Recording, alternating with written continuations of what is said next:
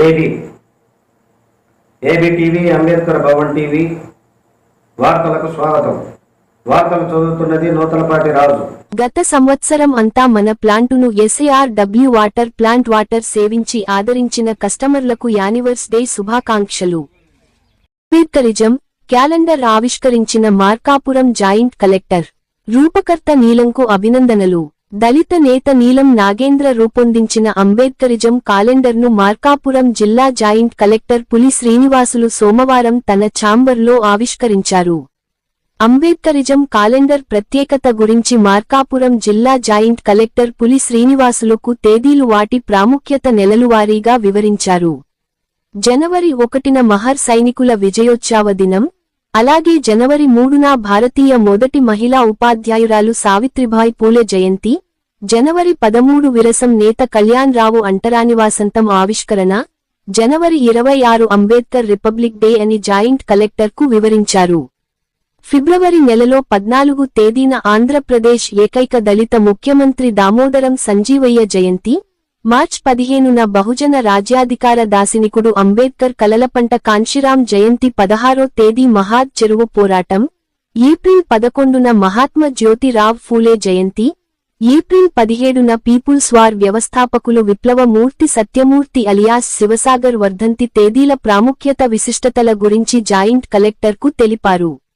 మే 27న అంబేద్కర్ సతీమణి రామబాయ్ వర్ధంతి, జూన్ 10వ తేదీ మానవ హక్కుల యోధుడు బాలాగోపాల్ జయంతి, జూన్ 12న లక్ష్మీపేట దళితుల మరణకాండ, మరియు జూన్ 29 అంబేద్కర్ గురువు అయినా కబీర్ జయంతి, జూలై 17 భారతదేశ దళిత ఆత్మగౌరవ పోరాట పోలికేక కరెంచేడు మారానకాండ సంఘటన గేయాలను కూడా జాయింట్ కలెక్టర్ పులి శ్రీనివాసులకు నీలం విశదీకరించారు.